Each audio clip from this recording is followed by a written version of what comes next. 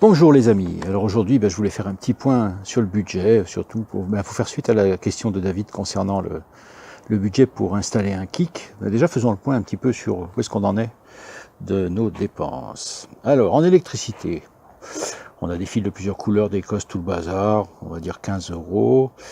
Peintures diverses, blanches, rouges, noires, de l'après, c'est des bombes de chez Action, c'est pas très cher, mais enfin il y en a quand même pour 25. Le joint de boîte à air que j'ai dû commander spécifiquement pour fabriquer quelque chose, 20 euros. Tout le matériel pour le moteur, donc les roulements, les joints spi, les joints plats. La commande vient d'arriver, on va ouvrir le carton tout à l'heure. Quelque chose comme 65 euros. La plaque qu'il a fallu faire commander, 20 euros. De la colle époxy pour réparer la boîte à air, une dizaine d'euros. Donc on a déjà 155 euros de dépenses aujourd'hui.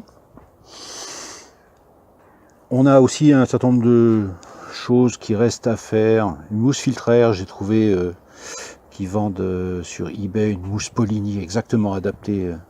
Donc ça vaut une vingtaine d'euros avec les frais d'expédition. Le réservoir qui méritera d'être peint dans sa vraie couleur d'origine, c'est-à-dire du RAL 5003. On va essayer de se rapprocher de la vraie couleur. Donc ça coûte un petit peu plus cher que les bombes de chez Action. Donc je compte également une vingtaine d'euros. La selle, si on la refait, acheter un Blue Sky et puis donner un petit billet à une couturière, on devrait s'en tirer pour une trentaine d'euros. Et puis quelques ampoules pour tous les systèmes d'éclairage, une quinzaine d'euros. Donc ça devrait représenter 85 euros à venir encore de dépenses.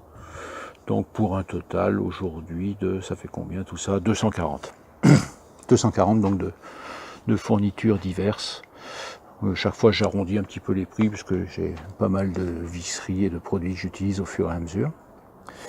Donc là-dessus ensuite on pourra éventuellement ajouter un kick si on a envie. Le kick, le budget on a vu c'était environ 120 euros.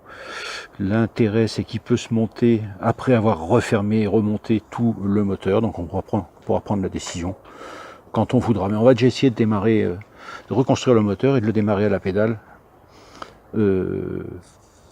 avant de prendre une décision là-dessus. Voici le colis de chez le Minarelliste. On va l'ouvrir pour faire un petit peu l'inventaire de toutes ces magnifiques choses. Voilà le colis. Alors on a des sacs d'air. Qu'est-ce qu'on a là-dedans? Joint d'embase, douille d'alignement des carters, parce qu'en fait sur les trois il en manquait une dans le moteur, donc ça prouve qu'il a déjà été ouvert. Et puis on a les joints SPI là-dedans, il doit y en avoir, je sais plus, 3, 4, 5. SNR, ça c'est donc les 5 roulements qui sont nécessaires pour reconstruire tout le moteur. Et le joint entre les deux demi-carter moteur et le joint côté du carter côté droit, c'est-à-dire transmission primaire. Avec ça, on va bien se régaler. Et là sur la table, il n'y a pas le Fantic, il y a le projet AV78. Je ferai une vidéo plus détaillée là-dessus ensuite. Ça va être un Bitza custom bobber.